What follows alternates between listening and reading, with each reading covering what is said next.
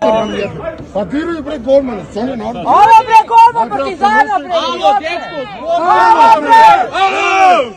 Alo! Pusti čovjek na prođe, da ne... Ovo bre golman Partizana bre, on normalan bre! Ajde čovjek na Evo ti igramo ovaj rukomet 30 godina, ne da uđemo unutra, idi bre u... Kako da ne? Nemo se pričati. Pa tamo 1000 ljudi bre navijača bre, daj bre puštaj ovdje bre, alo? Ovdje je za bivše rukometašice ulaz. Kaže Božo da je prazno, da ima mesta. Pa naravno da ima na školu, da zatvore ovdje, da ne rade ništa.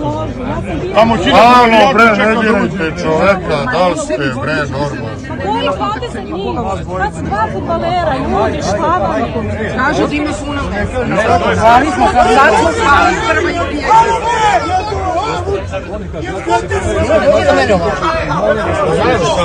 Idite i vi nas. Nismo na vijaku.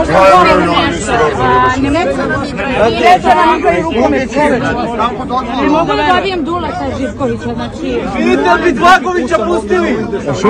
Ali vi ne ste najglavniji ljudi koji nas organizuju. Vi znaš da za Zvezdu navijaš, to nam je jasno. Kako mi znamo.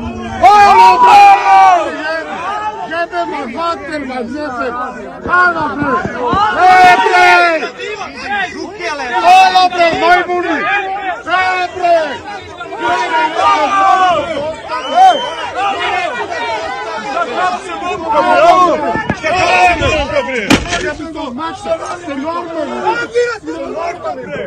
Ostavi čovjek!